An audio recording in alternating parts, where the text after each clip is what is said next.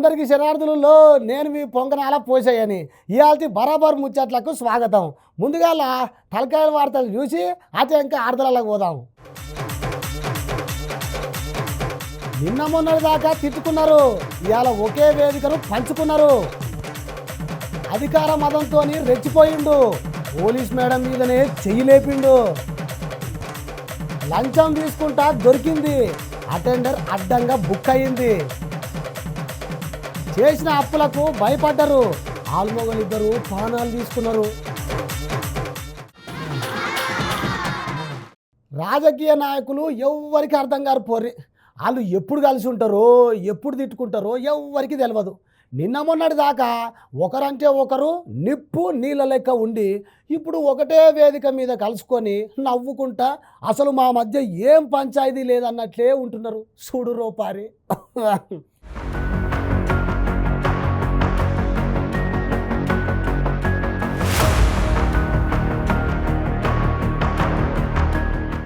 నన్ను నిలువునా కోసినా రూపాయి రాదు, రాష్ట్రం దివాలా తీసింది అని అనుకుంటా మస్తు ట్రోల్ అయ్యిండు తెలంగాణ రాష్ట్ర ముఖ్యమంత్రి రేవంత్ సారు. ఇప్పుడు ఎందుకు ఆయన గురించి మాట్లాడుతున్నా అంటే ఇగో ఈడ చూడు, మంచి మనుషుల తేట అదిగో జ్యోతి వెలుగుతోంది. అగో గన్లేమున్నది, రేవంత్ సారు, తీన్మార్ మల్లన్న, కోమటిరెడ్డి, వెంకటరెడ్డిలు కలిసి జ్యోతిని వెలిగించిర్రు అంతేగా అంటారా? మళ్ళోసారి క్లియర్ కట్ గా చూడు. మంచి మనుషుల తేట అదిగో జ్యోతి వెలుగుతోంది.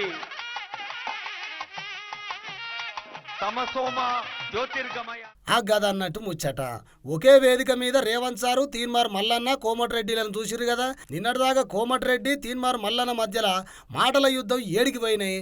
మల్లన్నని కాంగ్రెస్ పార్టీలోకి వెళ్ళి సస్పెండ్ చేస్తే మళ్ళా రేవంత్ సార్తోనూ ఐకైకలు చూడుర్రి. పొద్దున్నే మార్నింగ్ న్యూస్లో కాంగ్రెస్ పార్టీని తిట్టుకుంటా మా పటీలు కాగానే గలేమిలో బాయ్ అన్నట్టే ఉన్నది ఈ మల్లన్న తీరు. ఇక అసలు ముచ్చట ఏంటంటే యాదాద్రి ఆలేర్ల నిర్వహించిన బహిరంగ సభల CM Revanth sir, Komatireddy Venkat Reddy, Teenmaar Mallanna attend అయ్యి అందరూ కలిసి నవ్వుకుంటా మాట్లాడుకుంటా జ్యోతిని వెలిగించిర్రు. ఏరు దాటేదాకా ఓడమల్లన్న, ఏరు దాటినాక బోడమల్లన్న అన్నట్టే ఉన్నది తీన్మార్ మల్లన్న తీరు అని గుసగుస పెడుతున్నారు జనం. ఇక ఇంకా కొందరేమో ఎమ్మెల్సీ తీన్మార్ మల్లన్నను బహిష్కరించింది కాంగ్రెస్ పార్టీ గాని రేవంత్ రెడ్డి సారు కాదు అని సెటైర్లు వేస్తున్నారు పోరి.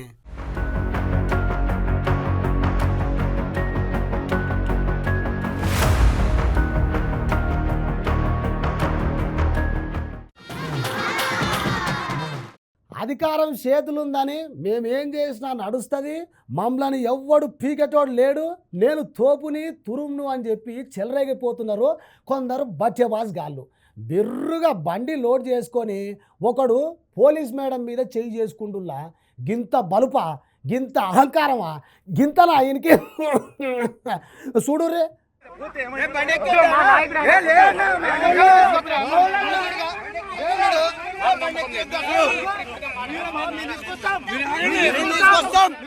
అధికార మదంతో మేమేం చేసినా నడుస్తుంది, అధికారం మాదే ఉన్నది అని కొందరు ఇష్టం వచ్చినట్లు విర్రవీగిపోతున్నారు. ఎందుకంత గరం అవుతున్నావురా వారి, ఏంది ముచ్చట అంటారా? ఒక పారి చూడుర్రి. ఏంది ఏమో పంచాయతీ అవుతున్నది గట్టిగానే. మోతవారి ఫుల్గా మందు కొట్టినట్టున్నాడుగా, నోరే తిరుగుతలేదు అయ్యకు మాట్లాడినికే. పంచాయతీ మొత్తం అయితే చూసేద్దాం పారి.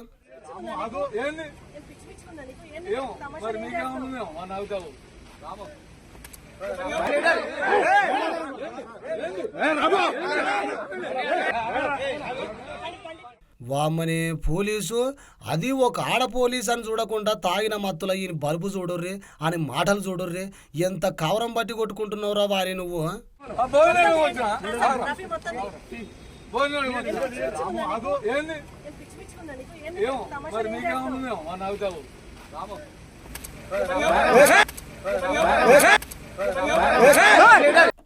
ఇక అసలు ముచ్చట ఏంటంటే ఖమ్మం జిల్లా కల్లూరు మండల కేంద్రంలో తిరువూరు ఎక్స్ రోడ్ కాడ చౌదరి హోటల్లో బిర్రుగా మందు కొట్టిండు ఈ తాళ్ళాడ మండలానికి చెందిన కాంగ్రెస్ పార్టీ నాయకుడు రాయల రాము. ఏం లేదన్నా 30-40 మందితో వచ్చి హోటల్ మీద దాడి చేసిందట ఈ మూతవారి. ఇక ముచ్చట తెలుసుకొని ఆ లొల్లిని కంట్రోల్ చేద్దామని ఆడికి వచ్చిందట ఎస్ఐ హరిత మేడం. ఎస్ఐ ఆడామే అని కూడా చూడకుండా అడ్డమైన మాటలు మాట్లాడిండు. ఇక మేడానికి కోపం వచ్చి ఇట్నే నా మాట్లాడేది అని ఒక పచ్చికట్టి వీకిందట. ఏయ్ నన్నే కొడతావా అని మేడం ఛాతి మీద చెయ్యి వేసి నూకేసిండు ఈ రాము. అధికార పార్టీకి చెందిన లీడర్ల అండతోని రాయల రాము అనేక అక్రమాలకు పాల్పడుతున్నాడని అక్కడోళ్ళు అంటున్నారు. అయ్యా రాము, తాగిన మైకంలో ఎస్ఐ మేడంనే నూకేస్తివి, ఇక తాగుడు దిగినాక నీ పరిస్థితి ఏందో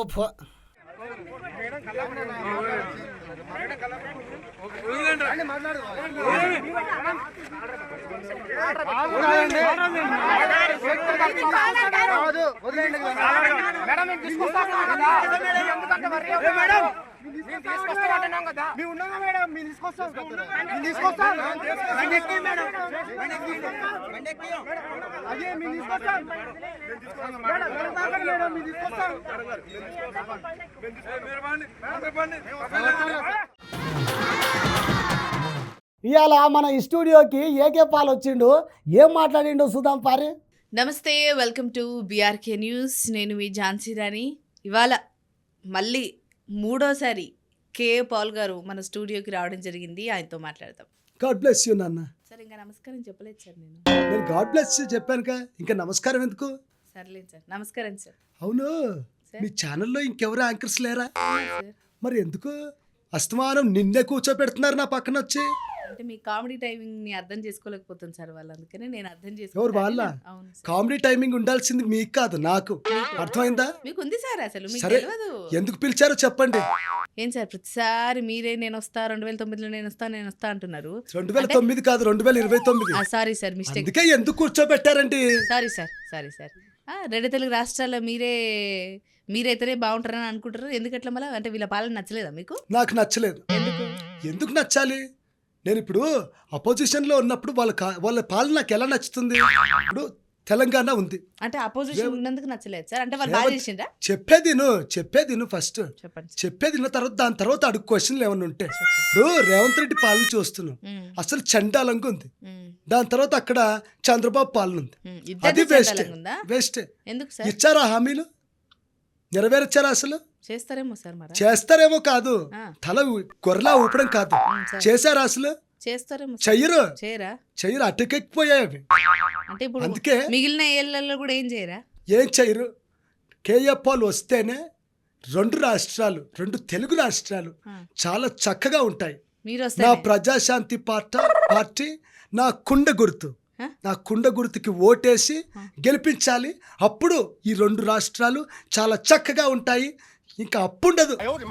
అలా చేస్తాను రాష్ట్రాలకు. నేను ఏం చేస్తారు సార్ వస్తా ఒకవేళ? నువ్వు చూస్తావుగా, అది చేసిన తర్వాత వచ్చిన తర్వాత కదా చెప్పండి సార్. జనాలు ఏంటి మీరు ఏం చేస్తారో తెలిస్తే ఒక్క రూపాయి కూడా అప్పు లేకుండా చేస్తాను తెలంగాణకి, ఆంధ్రకి. మీరు మీ సొంత డబ్బులు పెడతారా సార్? పెడతాను. నేను అవసరం ఉంటే అప్పుడు పెడతాను. అవసరం ఉంటే పెడతారు, అప్పుడు ఖచ్చితంగా పెడతాను. ఏం చేస్తారు సార్ వచ్చే? అంటే ఏ విధమైన పాలన చేద్దాం అనుకుంటారు? అంటే మరి ఇక్కడ రేవంత్, అక్కడ చంద్రబాబు వాళ్ళు ఇచ్చిన హామీలు ఏమీ నెరవేర్చలేదు అన్నారు కదా, మరి మీరేం చేస్తారు? వాళ్ళు ఇచ్చిన హామీల్లో కొన్న నెరవేరేలా చేస్తారా? ఇప్పుడు నేను ఏమంటున్నానంటే, ఏవైనా హామీలు చెప్తే అవి ఖచ్చితంగా నెరవేర్చాలి. కానీ ఇద్దరు ముఖ్యమంత్రులు, ఇప్పుడున్న ముఖ్యమంత్రులు ఏం చేస్తున్నారంటే హామీలు వదిలిపెట్టేస్తున్నారు. వాటి గురించి అసలు మాట్లాడట్లేదు. ఇప్పుడు నేను ఏమంటున్నానంటే, ప్రజలకు మాట ఇచ్చినప్పుడు మీరు చెయ్యాలి కదా. మరి ఏటి చేస్తున్నారు? మీరు చేయట్లేదు. అందుకే మీ ప్రభుత్వంలో పాలన సరిగ్గా లేదు కాబట్టే కేఏ పాల్ రంగంలో దిగుతున్నాడు. 100%, ఖచ్చితంగా 200%. మరి మిమ్మల్ని ప్రజలు గెలిపియాలంటే మీరు ఏదైనా చేయాలి కదా, వాళ్ళకి నమ్మకం రావాలి. మీరు అంటే 2029లో మీరు వస్తే కేఏ పాల్ గారు మాకు ఇలా చేస్తారనే నమ్మకం వాళ్ళకి కలగాలి. ప్రజలకు ఆల్రెడీ నమ్మకం వచ్చింది. ఈసారి 100% నన్ను గెలిపిస్తారు. నువ్వు చూస్తూ ఉండు. 100%, 200%. ఎందుకంటే ఇప్పటికే లక్షల మంది నన్ను అడుగుతున్నారు వాట్సాప్లో. ప్లీజ్ మీరు రావాలి. ఖచ్చితంగా ఈ రెండు రాష్ట్రాలను మీరే సరిచేయాలి, బాగు చేయాలి. మీరు వస్తేనే మేము 4 పూట్ల అన్నం మంచిగా తింటాం అని చాలామంది అంటున్నారు. నేను ఆ గాడ్కి కూడా ప్రే చేశాను. అంటే ఓడిపోయినాక మెసేజ్ చేసే ముందు వాళ్ళు ఏదో ముందే చేసింటే అప్పుడే ఇటోళ్ళు కదా సార్. మీరు ప్రభుత్వం ఎవరిదో పిచ్చాంలా మాట్లాడకు, అర్థమైందా? పిచ్చిదానిలా మాట్లాడకు. ప్రభుత్వం ఏదైతుందో వాళ్ళు చెయ్యాలి. ఇప్పుడు నేను ఎలా చేస్తాను? నేను అధికారంలో లేను కదా. అధికారంలో ఉన్నోళ్ళు చేస్తారు కదా. మరి ఎవరు చెయ్యాలి? చేస్తారేమో సార్. కాదు సార్, ఎవరు చెయ్యాలి? నేను అడిగేదానికి మాత్రమే మాట్లాడు. పిచ్చి క్వశ్చన్స్ మాట్లాడుకో. ఏంటి చేస్తారేమో. అంటే దాని ఎక్స్ప్రెషన్స్ ఏంటి? నువ్వు పెట్టిన దానికి ఎక్స్ప్రెషన్స్ ఏంటి? నేనేమన్నా పిచ్చోన్లా కనిపిస్తున్నానా ఎందుకు నీకు? అరుస్తున్నారు ఎందుకు సార్? పిలిచారు? అసలు ఎందుకు అది అరుస్తున్నారు? ఎందుకు పిలిచారు మీరు స్టూడియోకి? ఇలాగే సార్ ఇది ఆఫీసు, ఆఫీసా? అరవద్దు సార్. మాకు తెలీదా ఆఫీస్ అని? మరి యాంకర్ల మీద అరుస్తారా సార్? మరి వాళ్ళకి మంచి- డౌట్లు ఉంటే మీరు అడగద్దా? పిలిచేటప్పుడేమో బాగా పిలుస్తారు, అవును. వచ్చిన తర్వాత ఏంటి ముఖం ఏంటి ఇలా పెట్టావేంటి? అంటే సార్ అంటే ఏంటి, నేను జోక్ అనుకుంటున్నాను, జోకర్ లా కనిపిస్తున్నాను నీకు, నవ్వుతున్నావేంటి? మళ్ళీ మీరు అట్లా నువ్వు చేస్తున్నారు క్వశ్చన్ సార్. ఏదైతే మీరు అడుగుతావో కరెక్ట్ గా క్వశ్చన్ అడుగు అంతే. మాట్లాడి ఏం సార్ నన్ను? నేనేం చేయలేకపోతున్నాను అన్నాడు. ఇతనికి అసలు తెలుసా ఎందుకయ్యాడు సీఎం రేవంత్ రెడ్డి? నాకు తెలియక అడుగుతున్నా. అడుగువే, మళ్ళీ కూర్చుంటావు. సార్ గ్యాప్ ఇస్తున్నారా సార్ మీరు నాకు? సరే అడుగు, ఇప్పుడు ఇచ్చాగా, మళ్ళీ గ్యాప్ అంటే గ్యాప్. అడిగే క్వశ్చన్లే పిచ్చి పిచ్చి క్వశ్చన్స్ అడుక్కుంటూ కాదు సార్. ఏం ఇంటర్వ్యూయో ఏమో. చూసుకోవాలి కదయ్యా నువ్వు కూడా.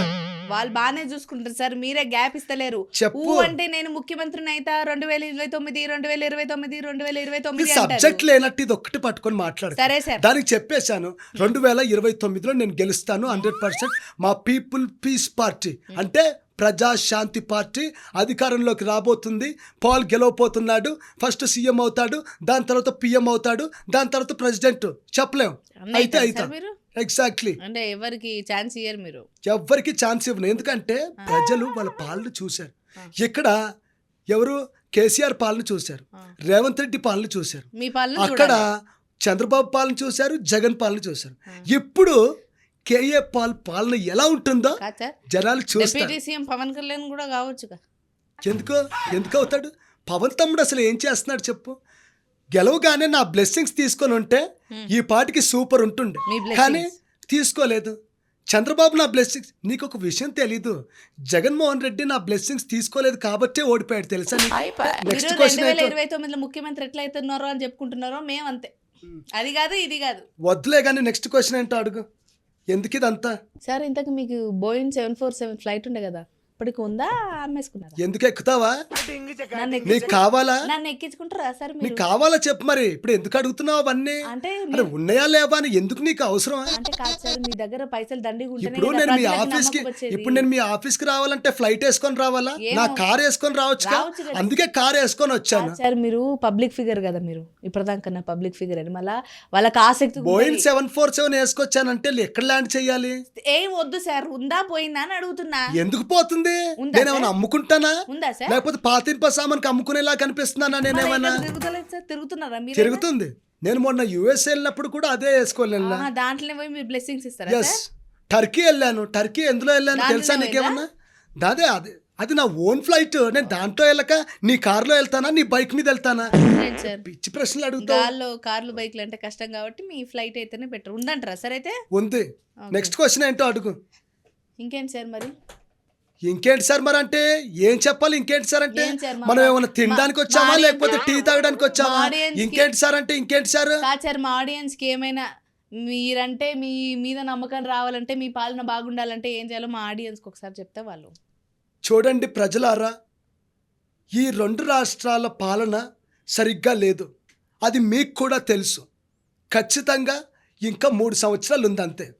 గ్రౌండ్ రిపోర్ట్ చేస్తున్నాను.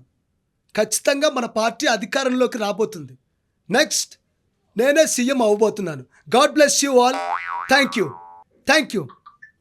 ఇదిగో చూడమ్మాయి, ఇంకోసారి మటుకు నువ్వు మాత్రం కూర్చోకే, సరేనా? ఆయన అలాగే అంటారు. నెక్స్ట్ టైం కూడా నేనే యాంకరింగ్ చేస్తా, ఆయనే మాట్లాడాలి. చూద్దాం నెక్స్ట్ టైం ఏమంటాడు. లంచం తీసుకున్నాడు తప్పు అనుకుంటా ఒక సైన్మల చిరంజీవి ఎంత మంచిగా చెప్తాడు కదా అనుల్లా.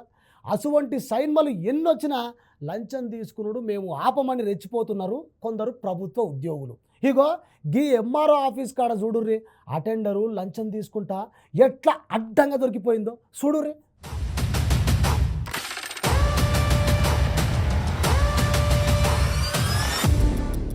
మన దేశంలో అడుగడుగున లంచం. మున్సిపాలిటీ నీళ్లు రావడానికి లంచం, ఇల్లు కట్టడానికి లంచం, కరెంటు ఇవ్వడానికి లంచం, ఆ కరెంటు తీయకుండా ఉండడానికి లంచం, రేషన్ కార్డుకు లంచం, రేషన్ తీసుకోవడానికి లంచం, రైతులకు రుణాలు ఇవ్వాలంటే లంచం, ఆ రుణాలు కట్టలేని పరిస్థితుల్లో ఆస్తులు నిలుపుకోవాలంటే లంచం, హాస్పిటల్లో బెడ్కు లంచం, తినే బ్రెడ్కు లంచం, బర్త్ సర్టిఫికేట్కు లంచం, డెత్ సర్టిఫికేట్కు లంచం. మనిషి పుట్టిన దగ్గర నుండి చచ్చేదాకా లంచం లంచం లంచం.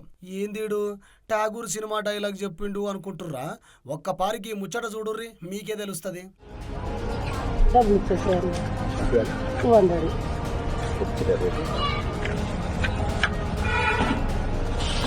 50 రూపాయలు ఉండే అవసరాలు 30 సంవత్సరాలు వచ్చింది పండేవాడి.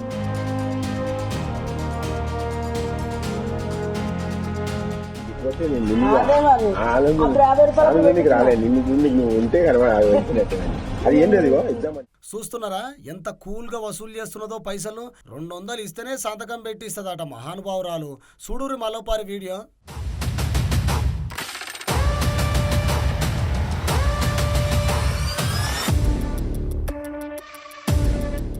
ఇక ఇది ఏడ జరిగిన ముచ్చట అంటే హైదరాబాద్ సరూర్ నగర్ మండల కార్యాలయం కాడ గెజిటెడ్ అధికారి సంతకం కోసం డబ్బులు వసూలు చేస్తుంది గీ అక్క.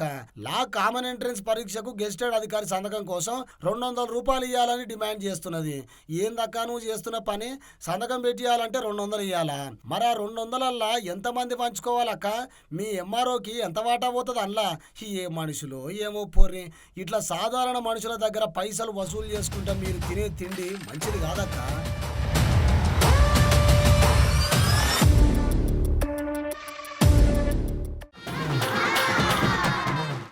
ఏందో ఏమో పొర్రి, చిన్న చిన్న సమస్యలకే పానాలు తీసుకుంటున్నారు కొంతమంది.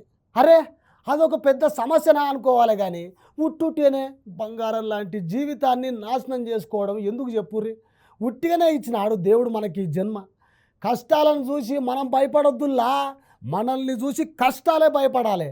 ఎందుకు ఇది అంతా చెప్తున్నా అంటే ఇగో ఈడ గోస చూడుర్రి.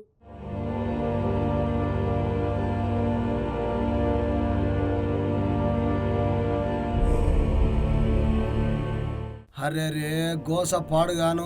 ఒక్కసారి ముచ్చట చూడుర్రోలా. అయ్యో పానాలు తీసుకున్నారా? ఏమైందన్నా? వాళ్ళకు అప్పుల వేధింపు బాగా అయిపోయినది. ఇంటికి వచ్చి ఫుల్ టార్చర్ పెట్టారు. అందుకోసమే అలా చేసుకున్నారు వీళ్ళు సూసైడ్. అప్పుల బాధలు ఉంటే పానాలు తీసుకున్నట్టు ఏంది చెప్పుర్రి? కాదన్నా, అసలు అప్పు దేని గురించి చేసిర్రు?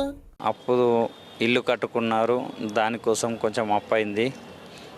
అది ఆ ఇల్లుస్క అమ్మేసి కొంత కట్టారు, మరి కొద్దిగా ఉండే ఆ కొద్దిగా కోసం టార్చర్ బాగా చేశారు. ఇన్నరా అనుల్లా, నిజామాబాద్ జిల్లా కేంద్రంలోని గాయత్రి నగర్లా ఇంట్లోనే శ్రీనివాసు మమత అనే ఇద్దరు ఆల్మూగలు ఊరేసుకొని పానాలు తీసుకున్నారట. వడ్డీ వ్యాపారుల వేధింపుల వల్ల శ్రీనివాసు మమత ఆత్మహత్య చేసుకున్నారని వాళ్ళ కుటుంబ సభ్యులు కాలనీవాసులు అంటున్నారు. ఎక్కువ వడ్డీలకు పైసలు ఇచ్చి ఆత్మహత్యలకు కారణమవుతున్నారని, వడ్డీ వ్యాపారుల మీద కఠిన చర్యలు తీసుకోవాలని గాయత్రి నగర్ కాలనీవాసులు డిమాండ్ చేస్తున్నారు. పైసలు మనం కట్టలేమని తెలిసి అంత తప్పు ఎందుకు తీసుకున్నాడు? పాగనాలు ఎందుకు పోగొట్టుకున్నాడు చెప్పుర్రి? మీరు చేసిన పనికి మీ పిల్లలు నాగం చేస్తారు కదా.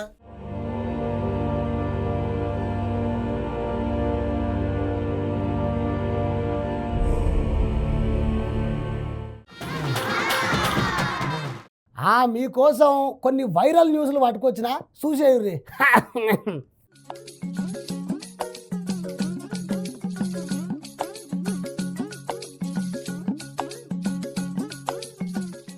అడవులలో ఉండాల్సిన మృగాలు కొన్ని ప్రాంతాలలో రాత్రి సమయంలో జనవాసాలలో తిరుగుతున్న సీసీటీవీ ఫుటేజ్ దృశ్యాలు మస్తుగానే వస్తుంటాయి మనకు. ముఖ్యంగా దేశంలో అటవీ ప్రాంతానికి ఆనుకొని ఉన్న గ్రామాలల్లో చిరుతలు ఇంకో మృగాల బెడద ఎక్కువనే ఉంటది. పొలాలలో పనిచేసే మనుషుల మీద అప్పుడప్పుడు అటాక్ కూడా చేస్తుంటది. అటవీ ప్రాంత ప్రజలు భయాందోళనల మధ్య జీవనం సాగిస్తుంటారు. అయితే తాజాగా ఒక సింహం రోడ్డు మీద సంచరిస్తున్న వీడియో ఒకటి వైరల్ అయ్యింది, చూడురే.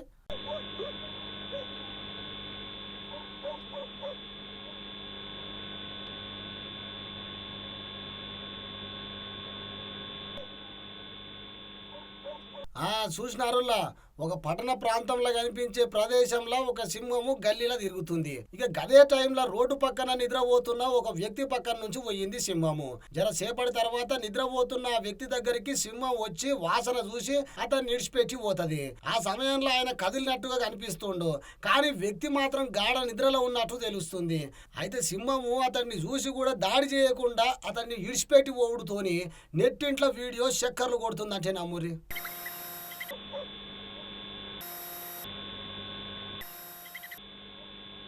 ఇక దీని మీద చాలా మందే కమెంట్లు చేసిర్రు.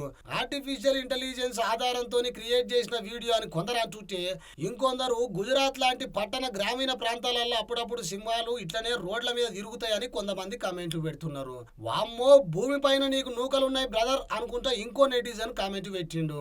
సింహం అతడి స్మెల్ చూసి టేస్ట్ బాగలేదని వదిలేసి ఉండొచ్చని ఇంకొంతమంది నెటిజన్లు ఫన్నీ కామెంట్స్ పెడుతున్నారు. పొరి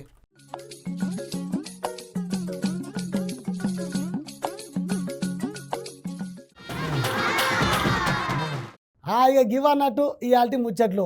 రేపటి బరాబర్ ముచ్చట్లల్లా మళ్ళా కలుద్దాం. అప్పటిదాకా చూస్తూనే ఉండుర్రి బీఆర్కే న్యూస్. తెలుగోడి సత్తా మళ్ళా రేపు వస్తా.